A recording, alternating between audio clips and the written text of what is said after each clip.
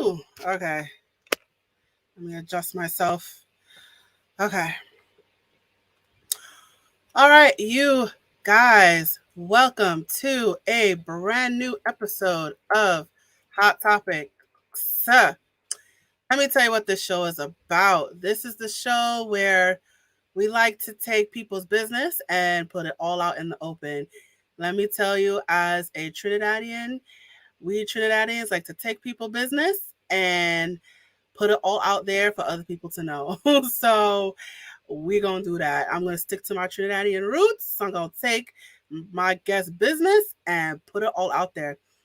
However, this is not for the purpose of gossip. This ain't your gossip show. This ain't your Hot Topics gossip show. This is all in the name of education. This is all in the name of learning. So we like to take people business and put it all out in the open. But it is for the purpose of education and learning. And today is no different than any other show.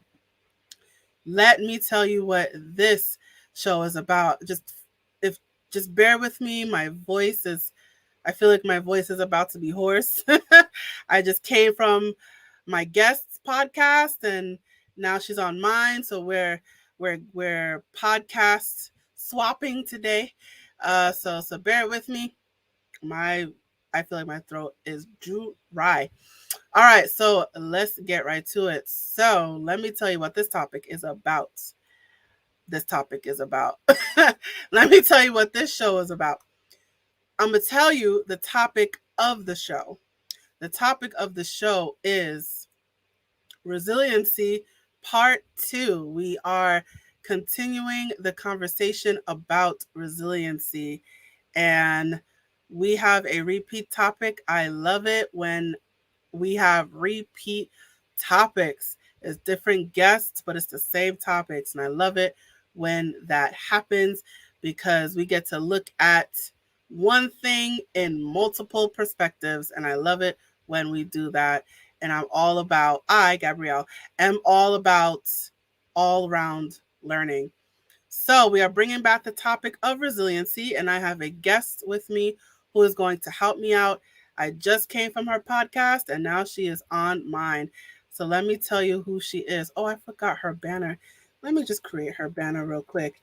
Who is Stefanie Molina? Whoopsie. All right, so my guest, her name is Stefanie Molina, and I'm going to tell you about her. So let's do that. Who is Stefanie Molina? Let me tell you who she is. So Stefanie was born in East New York, Brooklyn. What? She is currently studying full-time to be an RN with hopes of becoming a nurse practitioner. Currently, she's working as a medical assistant for the past 7 years in various fields that extend from vascular, dermatology, and pediatrics. Life in the medical field did not start out as so. With her associates in architectural technology, where Andres and Stef met, I guess that's her husband, this was just the beginning of her decade career working in the field of construction and project management. Being a female in the field was always a welcomed challenge. In her previous life, she was a dance instructor and assistant for over 16 years. Being a competitive dancer always gave her the confidence and understanding of how the world works. Traveling all over the States for competition exposed her to so many talents and amazing people. Just like life has a beautiful way of reminding you that change can be good and sometimes needed, is now co-host and creator of 2 podcasts, Table for Four, and 20 Talk 20. All this while working as a radio show intern at Nassau Community College, 90.3 WHPC, and awarding show in Long Island. These new changes and adventures are just another stepping stone in the many goals she has set for the years to come. Fabulous. All right, so let's get right to it. I am going to bring Stefanie Molina to the stage. Hey, how Hi. you doing? I'm doing well. I know this is very exciting, and that was a beautiful intro. Beautiful intro, I have to Thank, say. thank, thank you so much. Oh, so we talked about your life, and so we're gonna continue that conversation. So you're going to tell us about resiliency, and you definitely lived a life of resiliency, and I wanted to, I want the world to hear your story. So I'm going to pass over the baton to you, and I'm just going to let you tell your story. I appreciate. Thank you so much, Gabrielle, for taking the time and letting me get on this podcast with you today. And I'm super excited. Yeah, the word resiliency. That's a word that I like to just say extend a little bit on it. I think resiliency is just more than one thing. I don't see myself as a perfect person because I'm not. I have many flaws, but I think through my resiliency and through a lot of my stubbornness, I think it goes hand in hand with resiliency. As you mentioned before, I'm currently studying to be an RN and with hopes and dreams to be a nurse practitioner. I have lots of experiences, but it always started somewhere. So where did we start? We start as young as 4 years old when I started dancing. I've been in the dance field for a little over 20 years. I've had experiences in competitive dance. I've traveled the States. I've had an amazing childhood and being able to travel to those places and be exposed to so many other things in so many different cultures. So that alone was had a building foundation for me, being able to get in touch with so many different people. So I've always tried to be a service. That's the thing that I always try to say to myself. That's another foundation for me for resiliency, is trying to adapt. That's the thing that you can only do in the position that you can be in. But this going on to studying to be an RN, this is technically my third degree that I've been working on. And then believe me, it's not because I'm bored, because I'm not. It's just I love to keep busy. And if anybody knows me, that I'm super, super busy, and that's by choice, not by obligation. So, but going on and studying to be an RN was my third career. My first career was definitely in the dance field. My second career, I was in architecture. I graduated with my architecture degree. I was able to work alongside with different engineers, intern in great architectural companies. I've worked with environmental, I've worked with plumbing, design, department of buildings. So I have this weird foundation of plan building, designing. I've done renovation work, and I ended up being a project manager for a construction company for a little bit before Sandy. So that kept me busy. And, unfortunately, with layoffs and with things like that, I decided to say, hey, okay, what can I do now? So that really kind of was the turning point for me to go into the medical field. But before that, I got very ill about say 6, 7 years ago, when I developed a DVT, which is deep vein thrombosis on both of my legs.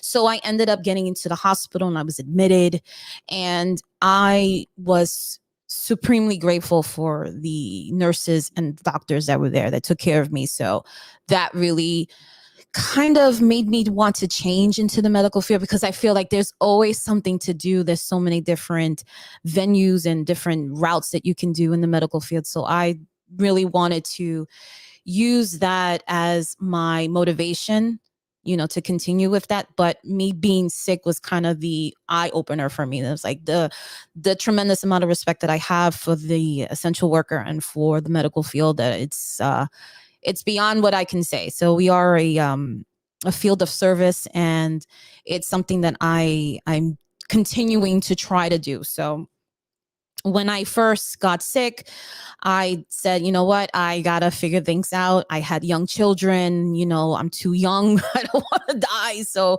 those are the types of things that really made me think, gotta be resilient. I have to be there for my family. So I gotta do a career change. And that career change, I think, was for the better for me. I've only done more positive things for me at this point, and I'm super excited to see where it takes me. in being a mom, being a lady, being a woman, and all these things, you're trying to keep up with these things that are constantly changing and constantly moving, along with careers and, just life itself. So being able to be consistent, I think it's one thing. And being persistent is another thing, and being insistent. So I always like to say that I'm persistent in what I want to do, I'm consistent in what the things I need to do, and I'm insisting that it's something that I need to do. So I think those are the type of things that I say to myself. Like my mantra is like, all right, if you need to get this done, this is what you got to do. So you got to push yourself regardless of the circumstances. But I know life always gets in the way, because that's just how life is. So I think the buildup and the resiliency that I do have does come with life experience, but I think everybody has life experience. But I really feel like keeping persistent, insistent, and doing those things in order to continue and be passionate about the things that I want to do is something that I'm truly, truly grateful for being. And being stubborn is another thing.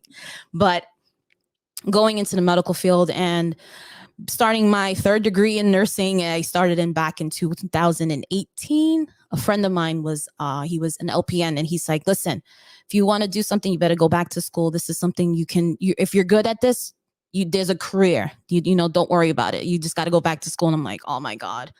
I decided to start school all over again at the age of 37. I'm like, are you crazy? But yeah, I guess I am a little bit, but starting from the beginning, I'm at the finish line. I'm on my third year. I'm almost there. So I think, again, of being resilient. I'm like, I want to do things. I want to leave a legacy for my children. I want to do things to, again, be a service to the community that I want to serve and to help them. And I also have this need to be a good role model for my kids. So if they see their mom struggling and still going to school and still trying to do these things, it's something that I want to pass on to them. And having this opportunity to also run a podcast with them on top of everything else that's going on, between working part-time and going to school full-time, and then being a mom full-time and taking care, the home.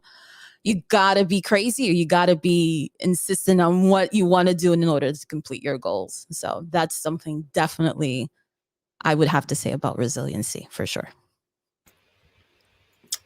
That is awesome. Thank you so much for sharing that. No worries. So one of the things that I want to point out is you didn't have just one career change; you had two career changes. Yeah. You started off as a dancer, I Mhm. think, and then you switched over to Architecture, yeah. architecture, and then you switched over To medical. finally to nursing. So can you talk more about that? Sure. When I got into dance, I started very young. I was teaching, dancing and teaching for 10, 15 years at that point. When I got into high school, they always have the auditions for the major schools, LaGuardia, Talent and Unlimited. So I was put on the wait list for all those schools. So I didn't make it. So I didn't have the skills to pay the bills, is that what they would say? But that didn't really stop me. My mom always says you have to have a backup plan. So you have to have a backup to a backup to a backup. So again, that's how resiliency is built in. You have to have a backup for the backup. So my backup was to go to an engineering school. So through there, I still continue dance regardless, even if I didn't go to school for the performing arts, because there's a love there. I've always had a love for that. I will never not love it. So for me, I was able to transition, and I got into an engineering program, and I was there for 4 years, and I got 2 college scholarships, and I was able to work close in hand with several architectural firms and engineering firms. So from there, I kind of sparked the interest to go into college for architecture. I also have, my family has a background in civil engineering. So it's in my blood in some way. So for me, I'm the oldest, first grandchild, I'm the oldest in my family. So it was a lot of riding on that. But at that point, I figured, this is something that I can do. And it was a great thing. And I was really interested in doing that. And that's how I got into architecture. And then once I started architecture, I was like, then 9/11 hit, which was really weird because that was the first, it was literally, you start school September and September 11th happened. So that was a really big game changer. And, the world was changed from there. And, thinking back to how things started from there and starting progressing from there, everything was about rebuilding. So my affinity or my love for architecture really goes into simplicity. It's really about foundation and building up. And I always had this affinity and this love for architecture, and I always do. And I've always dreamed to still travel the world and see all different kinds of, buildings and Leaning Tower, Pisa, Frank Lloyd Wright, and it's just so many things that I still am in love with architecture. Just because I changed my career doesn't mean I don't longer have an interest in it. But that was really my transition, was in high school, getting involved with these internships and having the opportunity, doing presentations, and they paid half for school. So it wasn't that bad either, getting the college scholarships as well. So from that career, I really went into something where it was difficult for me to be not only a Latina, not only as a woman, not only as an immigrant. There were so many barriers in order for me to do what I wanted to do. So I've been in a field where it's been dominated by men. So I had to build my tough skin, be able to speak up for myself, and use my education as a way to kind of like push to the crowd and say, hey, I'm here. I have an idea of what's going on, and this is what it is. So being resilient again, having to push through and see and prove your worth. I think that's always something that I've done my whole life, but that's something definitely that I've really trickled into when it came to that transition from dance into architecture. Interesting. So I just want to point out that you are such a New Yorker. you, I'm listening to you talk, and I'm like, she is such a New Yorker. Going I know, it's so bad. It's so obvious. I know. 9/11, just everything was going well, and then 9/11 happened, and then that was it. That was it. So you already know. You already know. I already know. Yeah. Oh man. So let's talk about the transition from dancing to architecture a little bit more. So sure. What was it about? Because 9/11 happened during your architecture time. Mm-hmm. So I guess what happened that I guess I wanted to clarify. Was it that you didn't get into any specialized schools, that you just said, I'm just going to give up and do the family business? No, not really.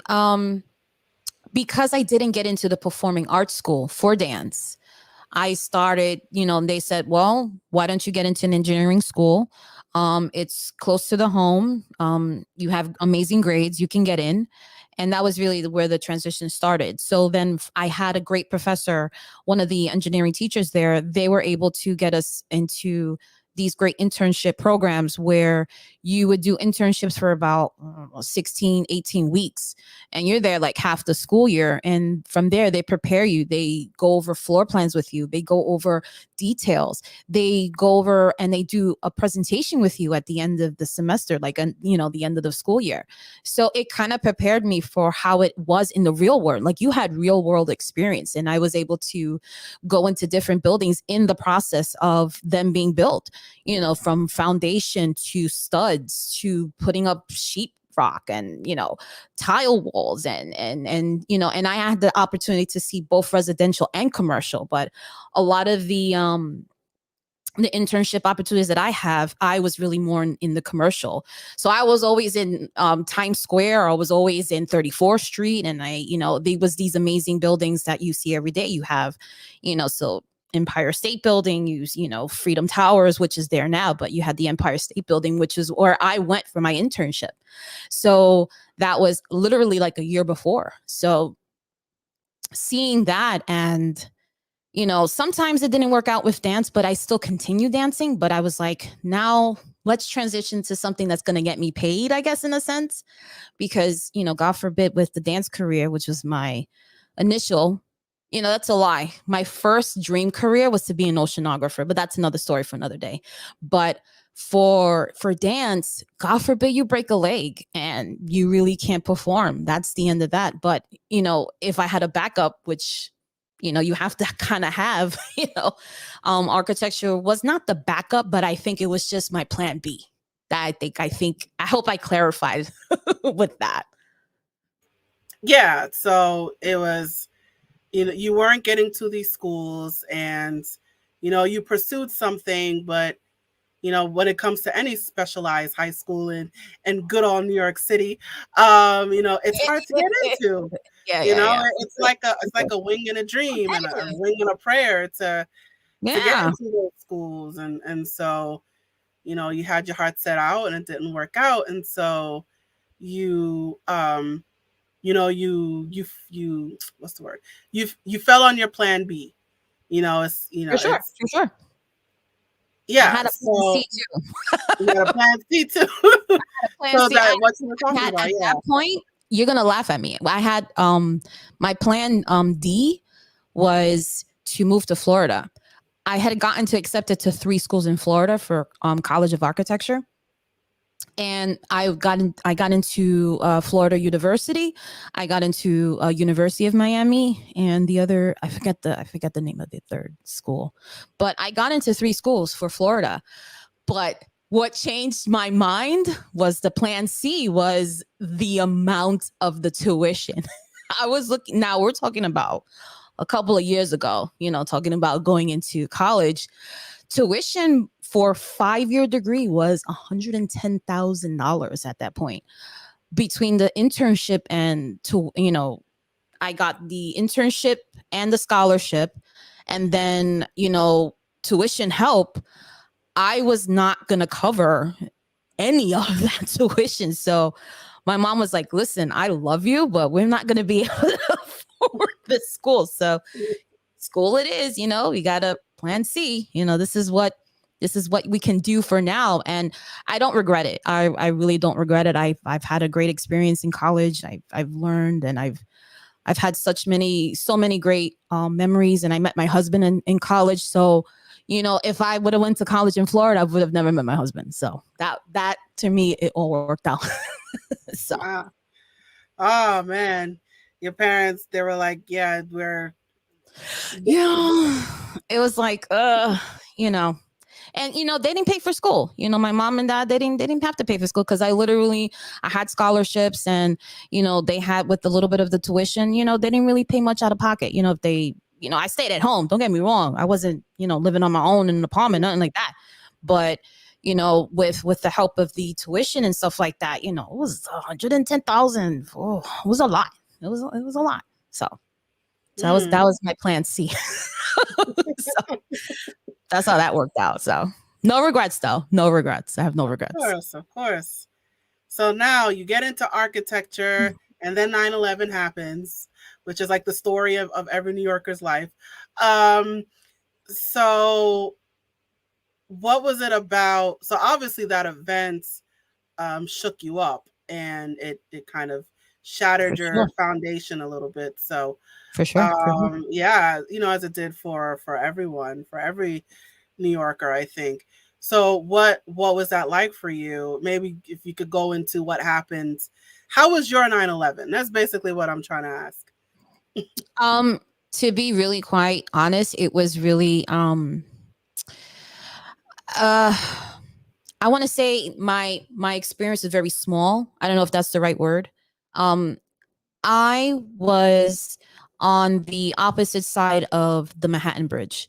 So from my perspective, the I saw the building on fire, and my first view was seeing the people crossing the bridge. That was really my first experience. So seeing this tremendous amount of people crossing that bridge, that was something that was very unusual, unless it was like a marathon or something, because I've seen many marathons before, but to see that tremendous amount of people crossing over the bridge, and then standing in the middle of the street, that was something I think that was one of the most powerful memories that I have. I remember standing in the middle of the street and it was so crowded, you could not move. And it was just me trying to find a way to get home. I know people that walked all the way home from Manhattan to Brooklyn. I know people that have walked from Manhattan to Queens. I mean, the stories that I've heard, mine is minuscule in comparison to all the other stories. But just like any other story, it took me, I want to say 8 hours to get home.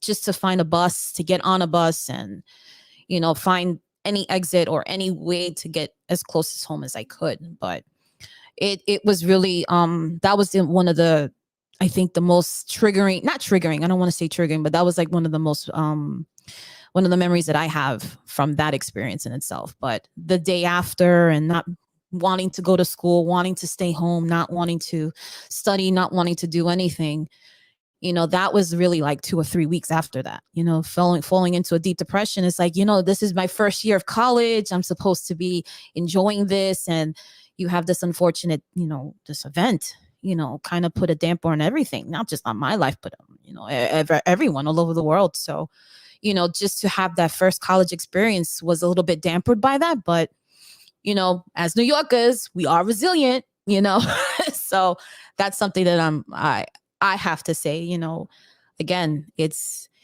small in comparison to the other stories that I've been able to listen to, for sure. Well, I mean, you say it was small, but it changed your perspective on architecture Oh, in of course. terms of It kind of is solidified me wanting to do it. It kind of really solidified and say, what can we do? We rebuild. That's what it is. You have these amazing designers, architectures, engineers, that they are there to help rebuild. So I was just like, oh, this is for me. This is how I can be of service. This is something that let's confirm this.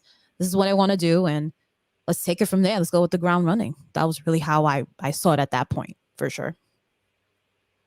all right. All right. So now let's move forward a little bit. So now at some point, so you're setting your goals, at architecture, this is the way I'm going to go. 9/11 taught me to rebuild. But then, and then you got sick. Is Yes, that what it yes. was? Yeah. Really, when my husband and myself, we met in college. So our love story has transcended, and we've now been together for 21 years right now. So that was really how us being together and confirming that even though I'm ill, that I have somebody behind me and I have my support. So when I did get very, very ill, my children were very, very little. And with thinking about imminent death, because for me, it was really imminent death for me, because a lot of people at that time around me, I looked healthy, and, I was 31 at the time. So I was fairly young. I, just started, my kids are little.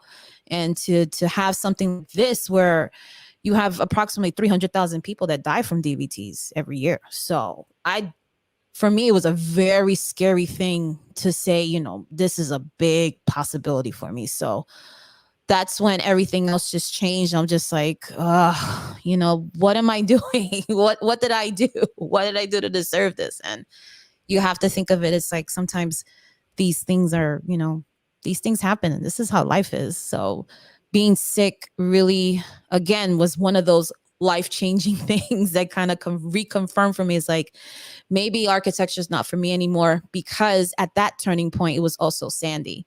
So Sandy was like, Another we had, New York event. yeah, it's just like Sandy came in and just like what else? You know what I mean? And it was just like I saw so much fraud, and then I started to lose my interest, and I started to not see all the good parts and the good, sides of architecture in that sense. Don't get me wrong. There are people that are doing amazing things, but I felt like it wasn't for me anymore. And I was in it for 10 years, and it was a lot of hustling, different contracts, 6-month contracts here, 6-month contracts there. And then when I did get into a good position where I was a project manager, I was there for 2 or 3 years, and then layoffs right at the time of Sandy. So it's just like, oh man. So again, what's my plan B? I don't know. At this point, I said, well, you're at plan C at this I'm point. on plan C right now. So it's just like, so being sick and in that time frame, it's just like you can't help but be depressed. You can't help but be, sad about your circumstances. So you have to take a look back and just just reflect and just like, I'm grateful for this happening. And I see these things as obstacles, like anything else. They're obstacles. You got to get through it. And, they're not the best of things. And, you have to just take that into perspective. So when I saw things were not doing well for me and I became more and more ill, then I took it upon myself to say I need to seek help. So I went ahead and I started doing therapy. And for me, I think therapy was the best thing that I can do because I did suffer from PTSD because I was ill. So me being ill was a constant reminder that I can die at any minute. And I was just like, I can't live my life like this. It's just like, how can I move forward if I'm constantly living in fear that I'm going to die? So this was like a big change for me. So I had to go and, find that resiliency again. I gotta figure it out, so seeking help and looking to the support of my husband, my boyfriend at the time, or my fiance at the time. I don't know. I lose track of time, but finding support in family and finding support in friends and seeing and recognizing that I did need help because of me being sick. It was just another change and another transition in my life. It's just like, okay, I got to figure things out. So what do we do next? So this was something that was the change for me. I hope I answered your question. I really hope I answered your question. Yeah. You're doing the same thing I did during your podcast. But so what you said that you really needed to seek help. So Yeah. and you were already sick. So when you I was say already sick. Yeah. that you needed to seek help, are you talking like mentally? Like how are you It was feeling both. emotionally? It was both really. At one point I did feel suicidal on 2 occasions.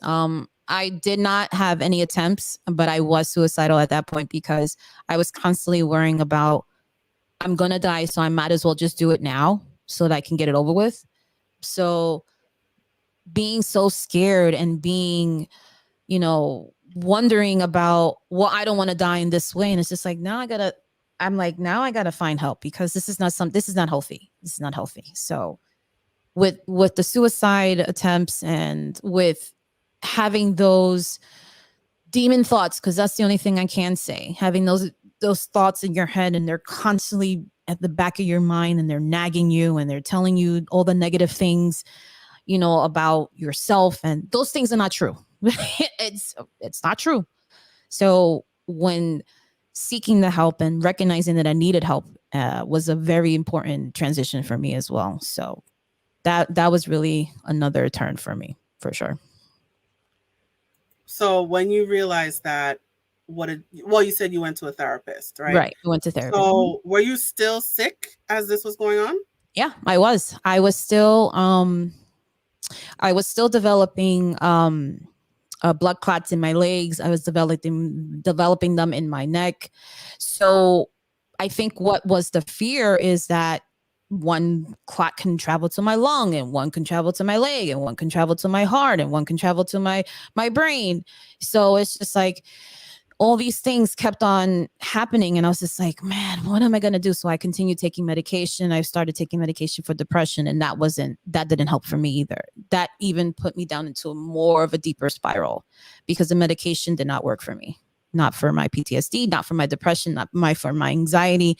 And with the development with these blood clots, I had what they called a protein C, protein S deficiency. So simple way of saying is that my body has a tendency to clot more than anything else. And they said that my blood is viscous, or it's thick in syrupy, and it's thick in consistency. So that was really the way that I was thinking about it. So it's just like these blood clots are so developing, and it's just like, what am I going to do? So you're on Coumadin, you're on these blood thinners, you're on warfarin, you have to go to the doctor every week, get blood work, do PTTs, INRs, so it's just like, it was constantly happening. So It was one thing after it another. was one thing after another, and it's like, when it rains, it pours. So that was really what it was. And then all of this was happening at the same time that my husband was transitioning in his career, and then my children were little. So, trying to keep up with the household, that wasn't happening. Trying to keep up with, me not working, that wasn't happening. Being laid off, it was so many different components that, led to these demon thoughts. That's why I have to keep saying it, these bad it was just one thing after another, for sure. Yeah, I can imagine. So, it's and how long have you been sick? What period of time? Do you remember? Yeah. I started. You don't start being sick, that it just happens. I became very ill in 2014. I started to become very, very, and it was really, I really wanted to say that I got my first hospitalization was in 2015. And then I was hospitalized 3 other occasions after that. And then I continued to go to do MRIs. I had to continue doing the EKGs. I had to go get chest x-rays, because now they had to see where the clots were. So I had 2 in my legs and I had 2 close to my neck. So the fear was always that these 2 would cause a stroke and to go to my head. And, thinking of all these things, it's just like, that was really that time frame from 2014 was really when I was sick at that point, for sure. Mm-hmm. And when did everything when were Kind of you? subside. Yeah. Let's see. I still have the condition, but it's been more controlled. And I was on Coumadin therapy from 2014 to 2019. So 5 years I was on treatment. It really started to subside around 2018. So around that time, it was really started to subside, and I started to lose weight. They started to wean me off medication. I started to get off the depression medication. I started to get off all the different mental, I don't want to say mental diseases, but the medications that I was on, and I can't even remember how many I was on, and kept on changing, but they just didn't work for me. But it was like really 2018 I really started to wean off of that medication. That was really the time period for me.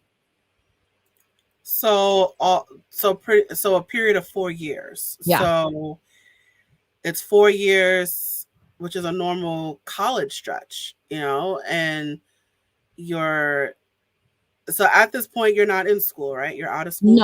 No, I'm out of school. Yeah, I'm home at this point.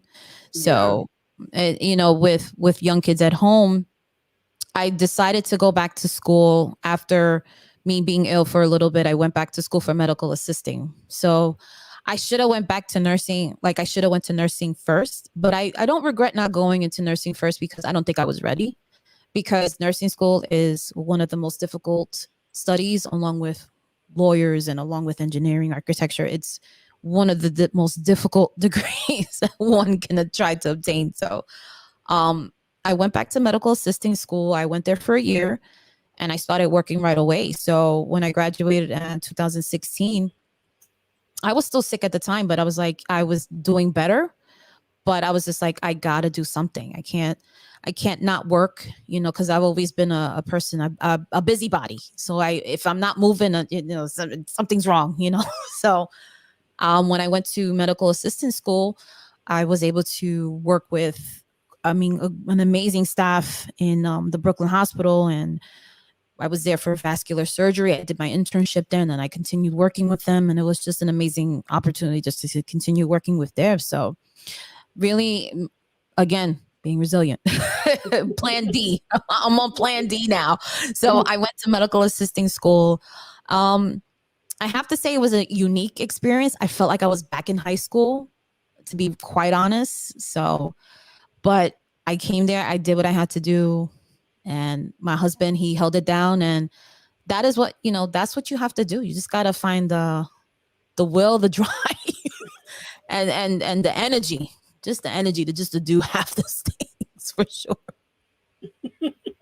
Yeah, I yeah. laugh to myself because I'm like, did I really just do all those things? I'm like, yeah, because you're insane. That's why. Well, I mean, you kept pushing forward, right? Right. So we've had life of you. We I don't know what the word for it is, but you had two catastrophic events happen to you. You had 9/11, you had Hurricane Sandy, and even I can testify to those events being just devastating Yeah. for us New Yorkers. So you had 9/11, you had Hurricane Sandy, you you you you have a blood clotting disease for at least 4 years, and you have little kids at home, and even from the beginning you don't get into the schools that you want, so you have to do your plan B. So you've had all these changes, you've had all these catastrophic events. You've been sick for at least 4 years. So it's like one thing after another. And yet, oh, and whatever you were doing at the time, for one reason or another, you didn't stick it out. So it was just, all there's like one thing after another that kept happening to you. And yet here you are, you know, here you are, you're still standing, you're managing, and you I don't know, know if I'm managing, but I'm there. Truth is truth. I'm about to be. I don't want to reveal my age, but I'm about to be 40, so I'm still struggling. Just nursing school has been an obstacle in itself. I have been nonstop. I have not stopped since 2018. Fall, spring, summer. Fall, spring, summer. So it's been yeah, it's been fun. So. I mean, but that's the core of resiliency. And I Right. mean, maybe you're still working things out, but that's the core. When things, that common saying, when you get knocked down, you get yourself back up, right? And you That's right. had to, and you kept getting knocked down, and so you kept getting back up, and you could have quit and thrown in the towel and blah blah blah, yada yada Now, yada, but you might you not know know about it. I'm talk about it because I want to make myself look good, but facts is facts. You don't even know about the plans X, Y, and Z, but we don't have time for that. I'm just saying, facts is facts. I'm just saying. yeah.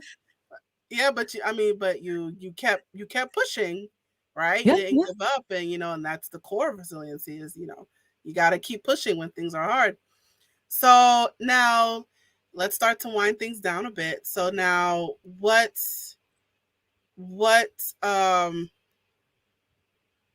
so I'll put it like this. So if you can go back in time and talk to your 16-year-old self, right? What would you say?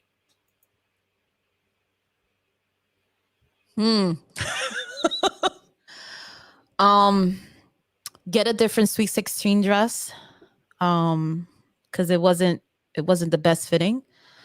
Um, no, I'm kidding. No, my Sweet 16 was great. Um,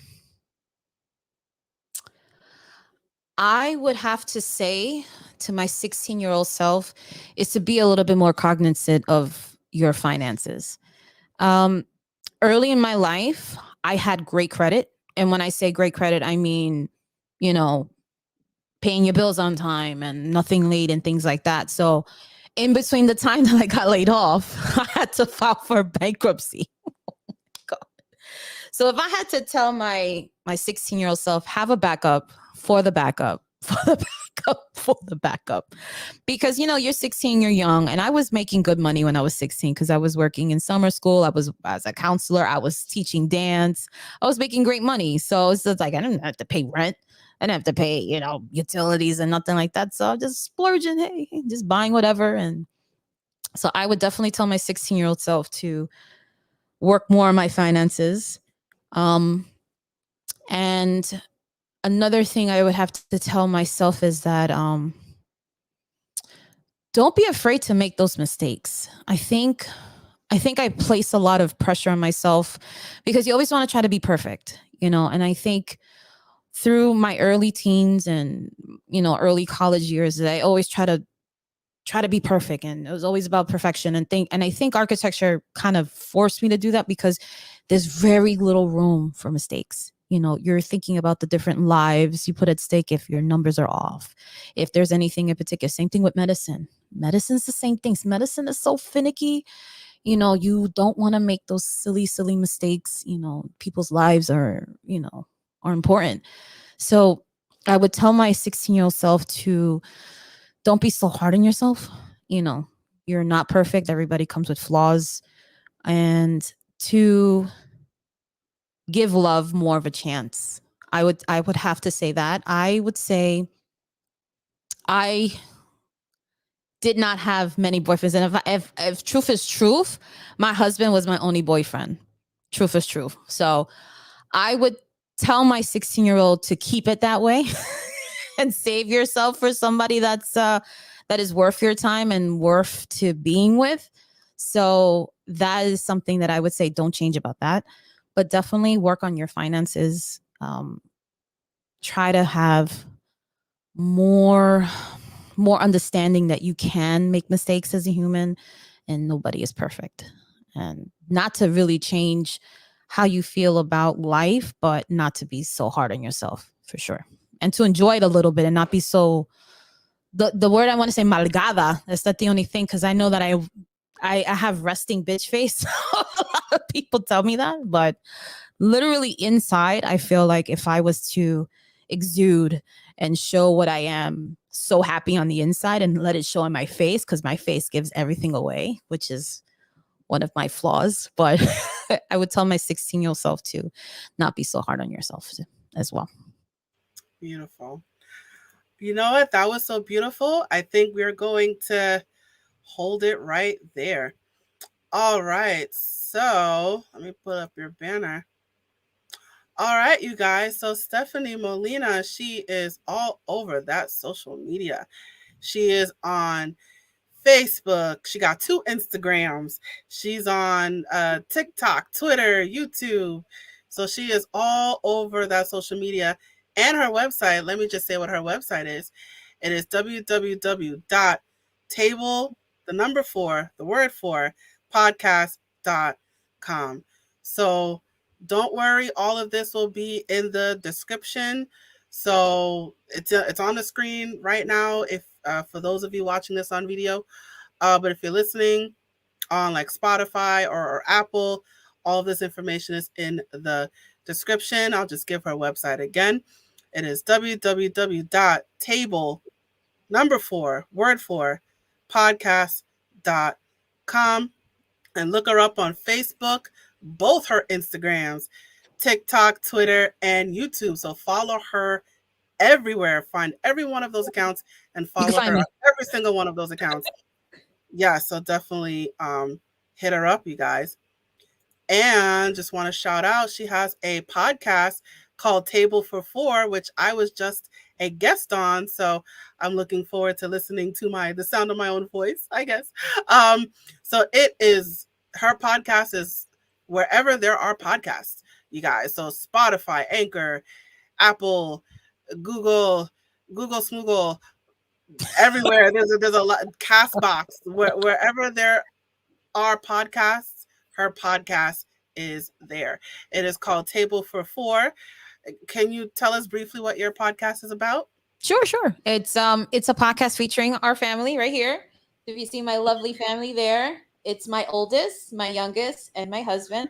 So us 4, we have a family conversation. It's usually us having We sit at the table and we talk about real stuff. And we've had this great opportunity to talk to other people and our podcast. I'm, crossing my fingers that we can continue growing and continue with just more topics and things like that. But it's really us having conversations and having that kind of connection with our family. So that was really something that kind of sparked for us. And this podcast is very important to me. And my husband is amazing. He's a producer.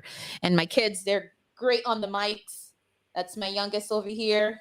If you see him, that's Stefan. And then my oldest over here, like that one is Adrian. So if you guys have an opportunity, check out our podcast. And yeah, definitely. Awesome. Good stuff. All right. And lastly, just want to make sure we get this in. Stefanie has a radio show called the Nassau Mix. It airs live on Tuesdays at 10 a.m. on 90.3 FM with Nassau Community College. Tell us about that. Yes, it's something that I fell into. As I started with the podcast, I saw an email stating that they were looking for DJs and hosts for a radio show. And I was just like, oh, yeah, sign me up. So I didn't think I was going to get through, but I did. And now I'm doing these amazing mixes. I'm working with great producers and just having a good old time on the WHPC 90.3 FM. You can find us on Odyssey and you can find us on iHeart. And I'm live on Tuesdays at 10 a.m. All right. And that's 10 a.m. Eastern time, right? Eastern time. Yes, correct. All right. Awesome. All right. So please check out Stefanie. Check her out on the radio show. Check her out on her podcast. Check her out on all of her social media. All of this information is in the description. Don't worry if you missed it. We will provide all this information to you. All right, Stefanie, thank you so much for joining me today. This was awesome. I appreciate it. Thank you so much for having me on. I'm so excited. Thank you so much. Yeah. All right, let me put you off camera now. All right, you guys. Now it is you and me. Let me put up my banner here. All right, and let's do this. And you guys, we have reached the conclusion of our episode. Thank you so much for joining us today. Please check out our other episodes and don't forget to follow us. Follow, subscribe, like, poke, whatever the directive is, do it. Do it now. And while you're at it, let us know what you thought about this episode by leaving a comment in the comment section below or in the comment thread. And as a reminder, Hot Topics is a production of A Step Ahead Tutoring Services. So if you would like to learn more about our company, please check out our website, www.astepaheadtutoringservices.com. And you can also check us out on our social media. We're on Facebook, Twitter, Instagram, YouTube, Eventbrite, WhatsApp. So we cover a lot of ground, and I encourage you to seek us out and follow all of our accounts. But definitely, go to our website, www.astepaheadtutoringservices.com. And I also want to point out that if you are looking for tutoring services and you reach out to us, we will give you a 15% discount off of 6 hours of tutoring. So when you mention the word Hot Topics, you'll get 15% off 6 hours of tutoring. So that should give you an incentive to seek our tutoring services. You got that discount coming. Take advantage of that. Why not get a tutor today? And I also want to encourage you, while you're at it, sign up for our email list, sign up for our texting list. That information is also in the description. Stay in touch with us and stay ahead of our announcements. And we give a lot of information. We give a lot of information on our email list and our texting list. So I encourage you to sign up for both of those things. That information is in the description as well. And if you just so happen to be watching this episode on video, it is scrolling at the bottom of your screen in our lovely scrolling marquee. Okay. My voice is going, you guys. All right, so I am just going to share this final message before I officially close. Whoops, wrong message. Here we go. Hey there, have you heard of us? We're a small team of tutors here at A Step Ahead Tutoring Services. We believe that education and information should be accessible to everyone, regardless of income, race, or creed. We're dedicated to making this happen, but we need your help.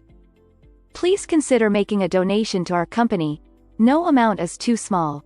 Your donation will allow us tutors to remain employed, offer free and low-cost services, put on productions like this podcast, and reach out to families nationwide. With your help, we can tackle the academic challenges of our students and the emotional, mental, and behavioral changes that result from these challenges. As a bonus, we can improve our communities in the process. Support us today. Send your donation by Cash App to $ASATS 2013, by PayPal or Venmo to @ASATS 2013, or by Zelle to success@astepAheadTutoringServices.com. For our Facebook Live viewers, you can also send us a star. Your support means a lot to us. Please note, we're a for-profit company. We're not a charity. Your donation may not be tax deductible. Please consult a tax professional.